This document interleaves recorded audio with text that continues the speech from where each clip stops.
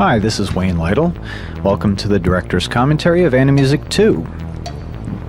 We got lots of feedback from our first DVD, which we really appreciate, and we got some comments about the commentary. And they ranged all the way from it was very informative, to it was amusing, to it sounded like Wayne was just a friend of mine sitting in my living room explaining Animusic to me. Then there was a comment I read in, I think it was in a review, that said the commentary was informative, but it sounded like he was reading. I went back and listened to it, and you know, it does sound like I'm reading. Probably because I was concentrating and focusing and trying to be very precise and articulate at the beginning in describing what Animusic was. I was probably in the same mode that I'm in when I'm giving a talk at a conference or something, and so it really did sound like I was reading, I have to admit. But anyway, I just wanted to get that cleared up front before I even really get going on the director's commentary. That do you have page 2? Yes, okay. That I am not reading this director's commentary. Well, good thing we got that all cleared up. I just remembered another a comment we got on the commentary from a kid. Actually, this comment came in directly through their mom, and the comment was, "Mommy, please make the man stop talking." And then again, there's this other kid that only watches Animusic with the director's commentary, never the music tracks. So I guess there's something here for everyone. Well, at least we hope. We tried. Anyway, what is Animusic? Animusic is music-driven computer animation. The visuals are all done with 3D computer graphics using a similar production process to that used by the large production studios like Pixar, although on a much smaller scale here at Animusic. And the music is all digitally created using synthesizers, in this case, mostly even software synthesizers running right on a music workstation, and combined together and synchronized automatically using proprietary software that we've been developing for well over a decade, called Animusic Studio. And at its core it has an engine called MIDI Motion, which is what takes the music in the form of MIDI data and analyzes it using a collection of algorithms, combines those results all together, and routes the results to the instruments and or the players playing the instruments to automatically animate them. So there's very, very little traditional hand animation, even traditional computer hand animation done with keyframing in Animusic. It's mainly automatically calculated by the computer using our software. We do some manual animation where we drive certain parameters, for example, the position of these guys as they sort of scoot around on the stage, or their elevators as they go up and down, and other sort of secondary animation. The lighting is often done manually, although sometimes, as in the case of the sort of light speakers here, that was driven by MIDI.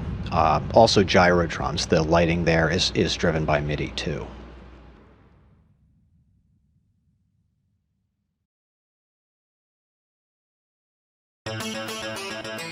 Well, here we are in Pogo Sticks, and this is the return of one of our instruments from Animusic 1.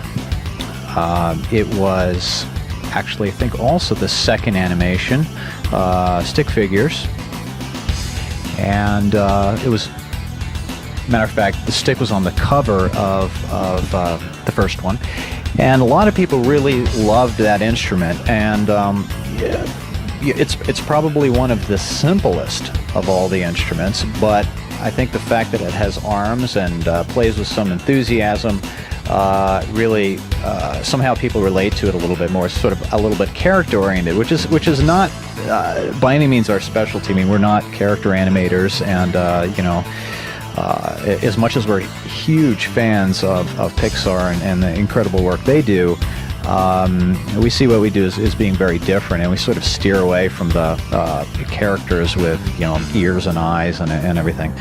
Although, as you can see from the first two animations on Animusic 2, we're moving a little bit in the direction of being somewhat character-like in quality. They still don't, of course, have mouths and talk and sing and stuff like that, and I don't expect they ever will, but there is some amount of human-like qualities to them that I think people can relate to, and makes it a little more fun. They have little personalities and attitudes, and so yeah, that is definitely a lot of fun. So anyway, one of the really cool aspects of the production process this go around for Animusic 2 was that we were able to integrate in a few other people into parts of the process. And for example, here we had Eric Chauvin do the sky for us. Eric is a very, very accomplished background artist. He does matte paintings for all kinds of movie and TV stuff. And he just contacted us one day and said, hey, you need any help doing some backgrounds? And in fact, we did need a couple backgrounds done. And so it was perfect timing. And he actually went out and shot pictures of a real sky out where he lives, and using some special camera rigging, and then took, I think, something like 8 different images of the sky and sewed them all together in Photoshop to make a panorama of the sky that you see here. And then he colorized it and applied various techniques to make it seem a little less real, a little bit more integrated into sort of computer graphics land where these guys live, and match the colors to our environment to make it seem like it was all being lit in the same way. And I really like the feel of it, how it came out. I think it's really cool.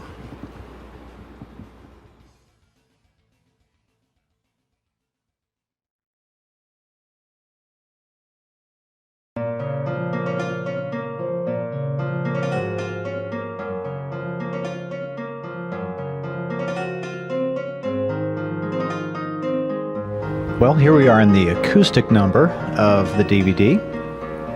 We try to make sure we have at least one that's fairly mellow, at least mellow most of the time.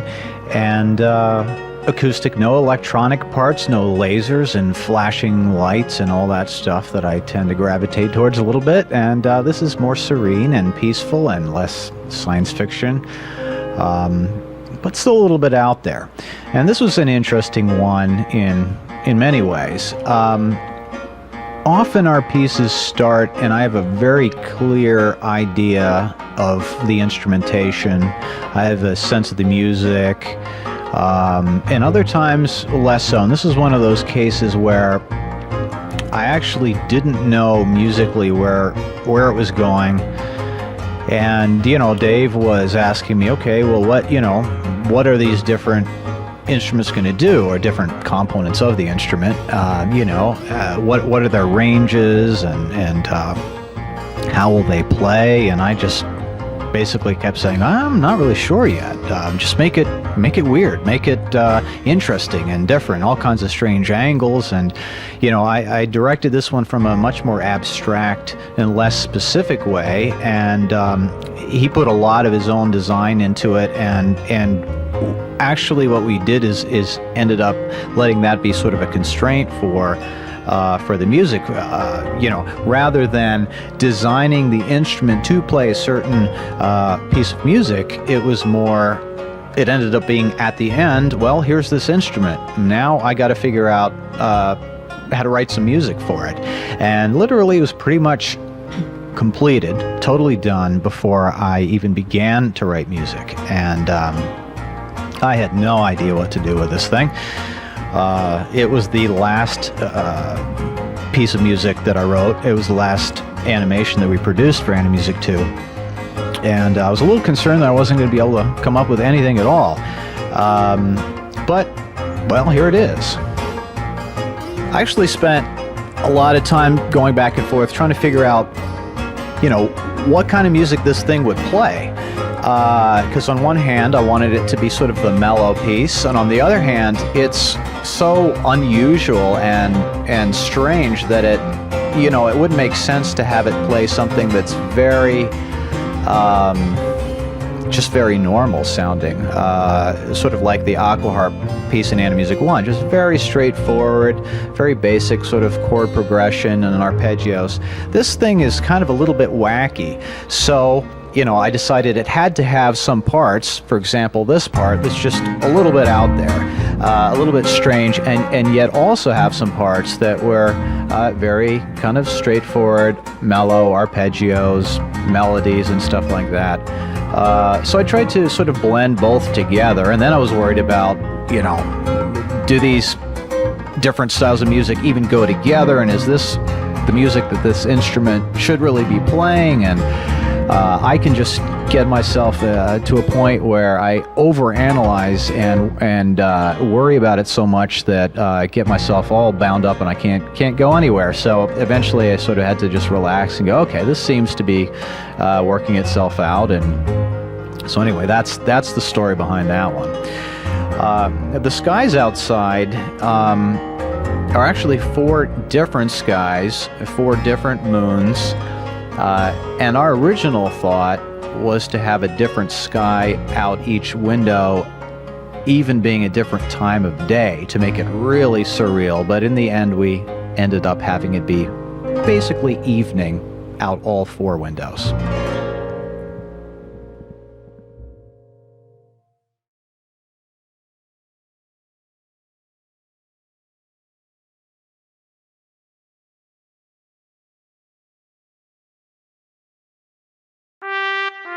Well, here we are in Cathedral Pictures, and this is the first animation that we've done to a pre-existing piece of music.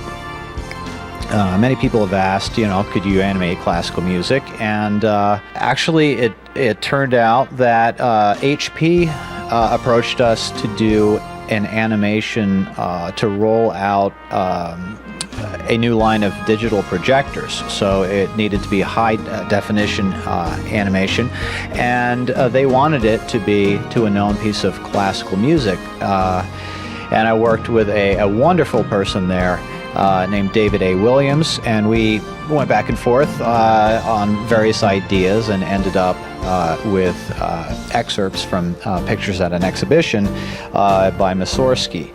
And it's very recognizable. A lot of people are familiar with the music. Not everybody knows where it came from or what the history behind it was, but HP wanted something that was recognizable, and I'd love the music, and so that worked out nicely. What not everybody realizes is this music was originally written by Mussorgsky for solo piano.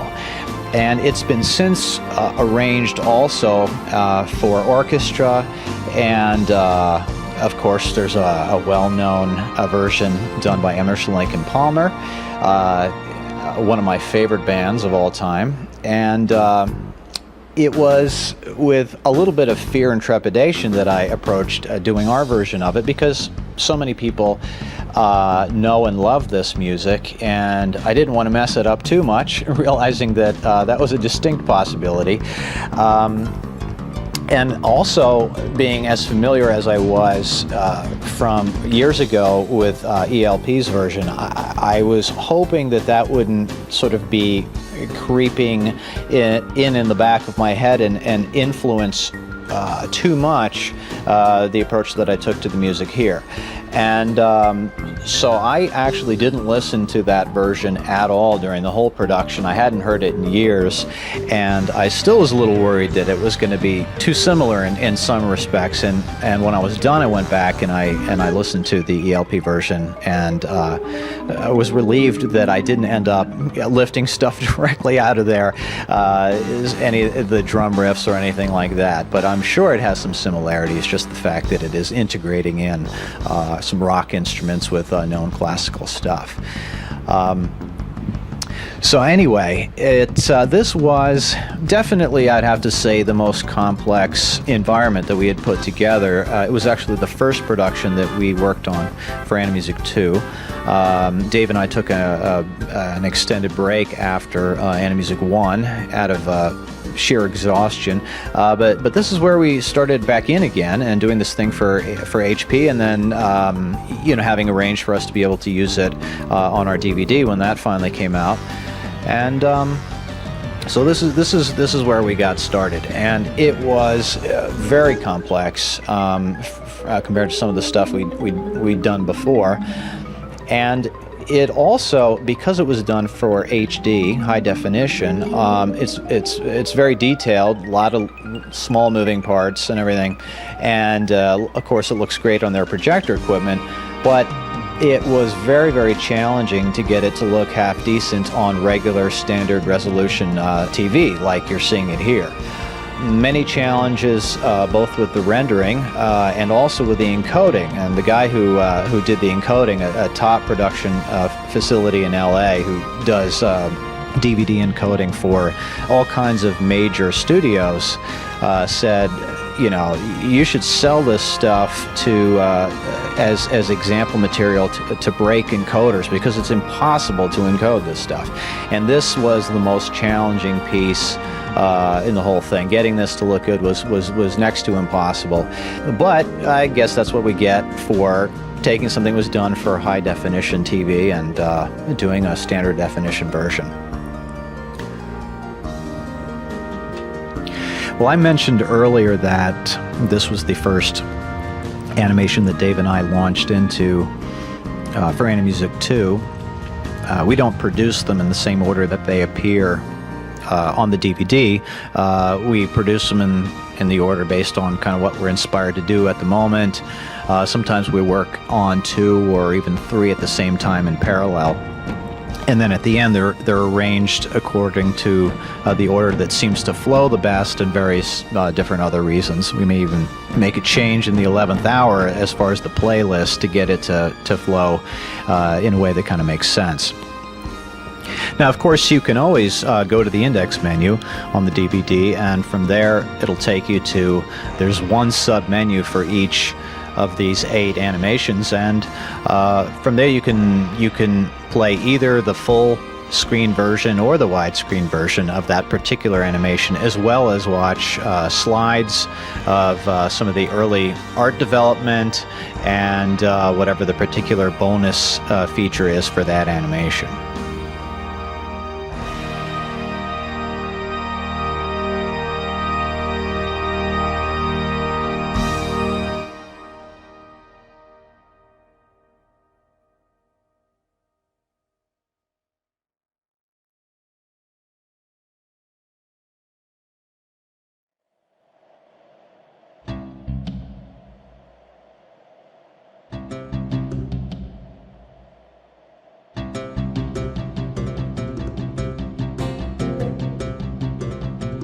Pipe Dream 2.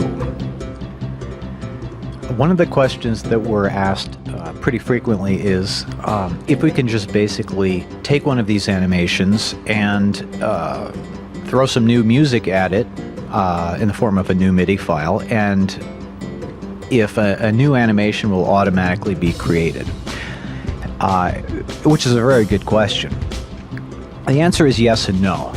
Mostly yes, in the sense that, as I mentioned earlier, almost all of the animation is calculated automatically in software from the music, so that if you pass new music in, it'll animate itself, basically.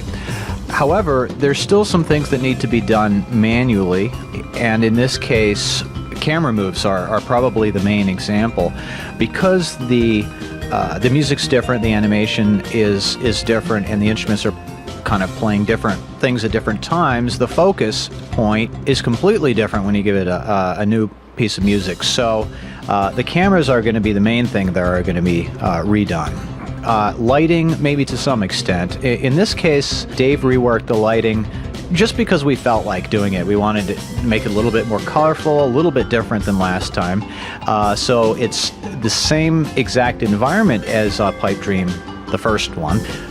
But we actually, what we did was we aged it a little bit. You can see here on the walls there, it looks like, some dirt and grime, a little bit of oil's been dripping out from these pumps from years of use, and there's a little bit more wear and tear on the, like the marimba notes here, a few more dents in the wall and the floor. So it has a little bit more of a worn look, as well as a little bit more colorful lighting. Like they came in and installed some new lighting rigs with some a little bit of more colored gels than the first time. But basically, it's all mainly the same models. There's been a little bit of enhancement of certain parts that you can see, like the part that just went up there. It's a little bit more detailed now because it spends a little more time on screen, so Dave kind of enhanced it a little bit. It's funny, I sort of have mixed feelings about doing a new version of an animation that we've done before, but just with new music. The purist in me feels a little bit like it's cheating or something, that every single animation has to have completely brand new instruments designed from the ground up, all new music, all new everything. And some people have pointed out that that's not necessarily the case. And a matter of fact, people appreciate seeing something that's familiar and that they enjoyed the first time, and getting to see it either reperform or see it from a new angle. And so maybe that's true, and that's actually one of numerous questions I have. I'd love to hear from people. What's your opinion on how much should be completely new, how much should just, obviously it takes a lot more time to make things that are brand new, and it's a lot more fun as well, but it takes longer, it's more expensive, and people like seeing stuff they've seen before. So I'd love to get your opinion on that, as well as the bonus material. How important is that to our audience out there?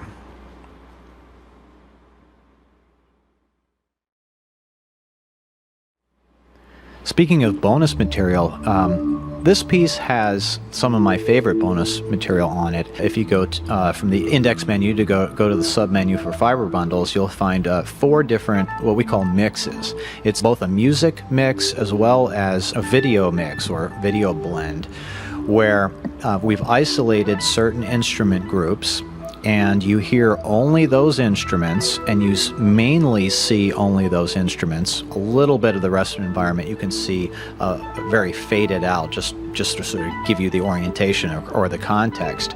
It's one single camera throughout the whole thing, centered front on, looking directly at this whole environment here, and isolates the different parts of the music and the different instruments. And I enjoy just watching it by itself. I don't know if I'm unique in that, but I actually enjoy sometimes watching the bonus material where it's very sort of stripped down and pure, and you're looking at just one instrument. I enjoy that as much or more than the animations themselves sometimes. But again, I don't know how much people even watch the bonus material. We don't hear as much feedback nearly about the bonus material as the main animations, and I'd love to hear people's feedback as far as, how important is the bonus material to you, and what are the ones that you enjoy the most. I know set construction seems to be pretty popular, especially with kids, and a couple of the pieces on this DVD have set construction shorts. I guess the pictures and heavy light have some set construction behind the scenes stuff, but we actually didn't do set construction for every single piece this time as we did with Animusic 1. Instead, we decided to have different bonus material for different of the animations. So for example, the first one, Starship, we have, it's a 3-camera multiple angle bonus material. So you actually go through the whole animation, and you can switch using your angle button between 3 different cameras. One focuses on the bass guy, one focuses on the red guy, and the third one focuses on the percussion. And actually, nobody's really sure that that's a guy. Some people refer to the red guy in Starship as she, and maybe it is. I'm not even entirely sure. But anyway, the bonus material, there's all kinds of different stuff for different pieces, so make sure you go to the index menu and go down a level and see what all is there. We spent a bunch of time doing it, maybe too much time, but anyway, maybe we spent too much time on this whole thing, and I do apologize for how long this has taken. I know a lot of people have been waiting and asking when is it going to be ready, and it took a lot longer than we originally had planned for numerous reasons, one of which is the fact that at a certain point we decided to do both full screen and widescreen versions of all the animations. Originally, we had planned on doing only widescreen, and we began all the animations with just the widescreen version. But when you play back widescreen material, especially field rendered as ours is, on a regular standard def 4:3 aspect ratio TV, and your DVD player is letterboxing it, so you get the black at the top and the bottom, it actually doesn't give as pure a picture. It's slightly fuzzy, slightly blurred, not as focused looking as if you play back a full screen version. So we decided, we thought about this for quite a while, and we said, you know, let's go ahead and make a full screen and a widescreen version. The cameras are slightly different. We're going to optimize the camera views for each format on a shot-by-shot basis, and we re-rendered everything in both formats. We realized that's a little unusual and not the most efficient way to produce something, but hopefully in the end it gave the best results. This is probably my favorite animation on Animusic 2, at least one of a couple, both visually and musically. I think Dave did a great job on the model. It's very organic and alien looking, and yet still friendly and happy. And true confessions time, I've played all three Ratchet and Clank video games more than anyone probably should, and I love the music in those games, and it's probably had a little bit of influence over this piece.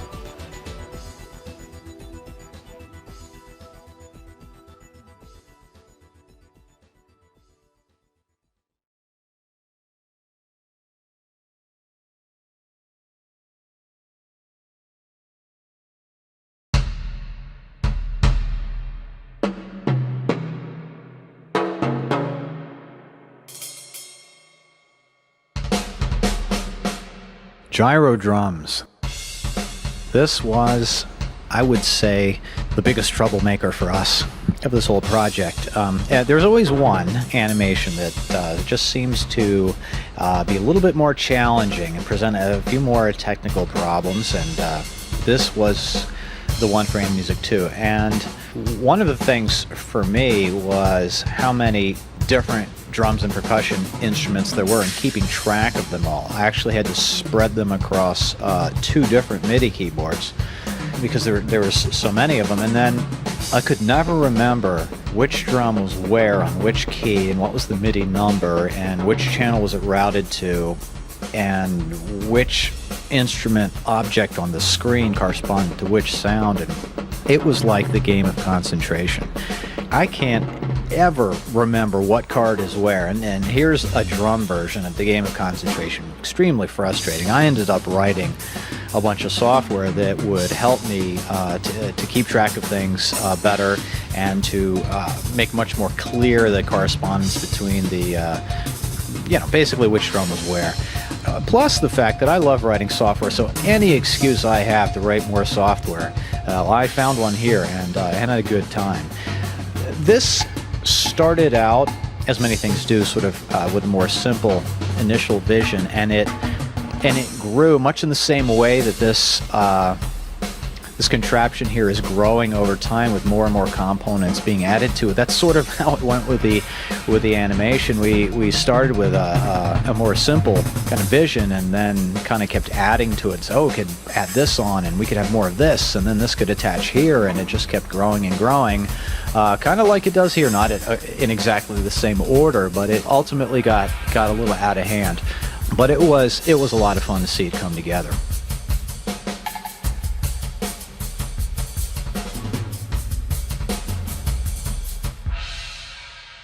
Well, I have someone special with me here doing the director's commentary. It's my son Andrew, who's 9. He's 9 right now, at least when we're recording it. If you're watching this years from now, he'll be older. But anyway, why don't you say hi? Hi. And do you want to tell us anything about this animation? Well, this part is really colorful, and I think it took Dad a very long time to make it. This is my favorite animation because right now it's going to the electric drum part. Oh, this is your favorite part here, is it? Yeah. And what do you like about this part? I just like the electric drums, the sound they make and all. Well, thanks for your comments, Andrew. Speaking of the electric drums, and the surround sound soundtrack on this DVD, I panned them in a very extreme way. They sort of bounce all over the room, which is kind of fun. In general, though, I've kept the surround sound mix a little bit more tame. It's actually an interesting challenge to figure out the instrument placement in the 5/1 mix, because on one hand, you've got these visual cues right in front of you of the actual positions visually, but if you constrain yourself to mixing according to those positions, everything would come out essentially of the center speaker and maybe a little left and right. But if you do too much of an extreme surround mix, it's almost disorienting and conflicting with what you see on the screen.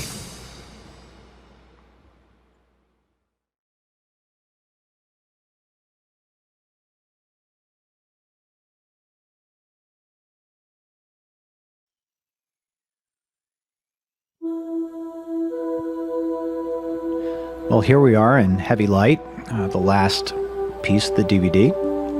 And this is one of my favorites. Usually if I'm watching this one, I think it's my favorite. And then if I look at fiber bundles, I think that one's my favorite. It's whichever of those two I happen to be watching. And I think personally, I tend to gravitate towards the electronic sounds, light-based animation. Not that I dislike in any way the acoustic stuff or physically based things like Pipe Dream's a lot of fun. I just think, it's sort of my taste a little bit. But it's interesting. It seems that there's sort of two very broad categories of our audience as far as their preference, and it's those two things. There's the people, the younger crowd, for example, Andrew, really likes things that have lots of lights and electronic stuff, robots and lasers and stuff like that. And then there's sort of the other group of people that really prefers more of the acoustic instruments, or at least things that are more physically based. They bounce around like under the influence of gravity or whatever.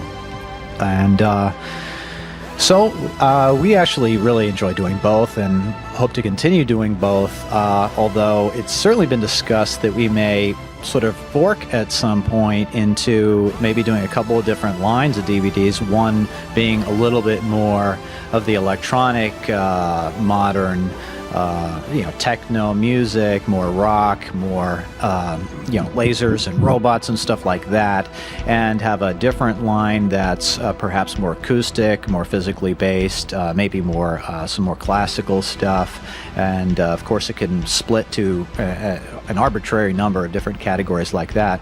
But for now, I think we enjoy sort of the eclectic, sort of collection of all kinds of different things all mixed in there together, and there's something there for everyone, I guess. Or since I'm kind of a pessimist, I like to say there's something there for everybody to dislike, but hopefully there's something there for everybody to like too. Anyway, this animation is kind of cool in that this is the one that we actually had 4 different people involved in. The background was again done by Eric Chauvin, which is beautiful. I just love the mood that it creates and how it blends in with the models. And the modeling was a shared effort. Dave did, as always, the sort of intricate details of all the instrument components and all that stuff. But the outer structure was modeled by Steve DeFace, which came out gorgeous, I think. And Steve's specialty in this project, he was involved in 2 or 3 different animations, was kind of the more symmetrical stuff. And see if you can guess which other animation he did the background modeling for. If you think back on the different ones, which is the one that's also very symmetrical, very organized, sort of, I think, reflects his personality to some extent. Steve's someone I've known for over 20 years. Actually was a friend of mine back in high school days, so it was really cool to be able to collaborate with him on this project too. So we had, Dave and I, as well as Steve and Eric.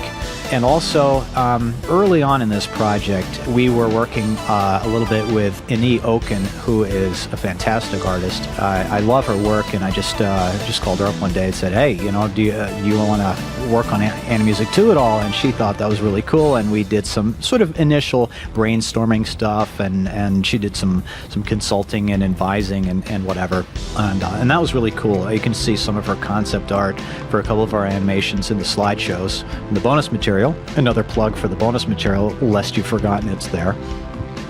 Just a little paranoid that nobody ever looks at it. Maybe we should just not put it there. I wonder if anyone would know. Let me tell you a little bit about Animusic as a company. I mean, it's funny because there's sort of a couple of misconceptions out there. One is the sort of the myth that Animusic is Wayne Lytle, and something that I do on my spare time on the weekends on a laptop. And it's real easy and quick, and I do it for fun in my spare time. And then there's the sort of the other extreme, where we're in this big office building with multiple floors and different departments. There's the shipping department and accounting and IT and everything. And it's definitely neither of those two extremes. It's actually the core production team is Dave and I.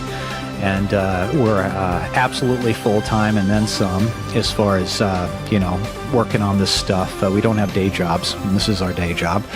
And thanks to you and the people who have bought this, this is something that we can do full-time and dedicate all of our brains to. I cannot express enough how much we appreciate that, because there's nothing, at least speaking for me, there's nothing I'd rather do than make these things. So we really appreciate everybody who's bought our stuff and all the great feedback we've been getting. Please continue to send us feedback. We all look at it. It's distributed around to the whole production team and a number of other people, and we love to hear from you. And so please continue giving us your feedback. We really appreciate the encouragement that we've gotten from everybody over the years, and thanks again very much. Wayne Lytle signing off. Enjoy.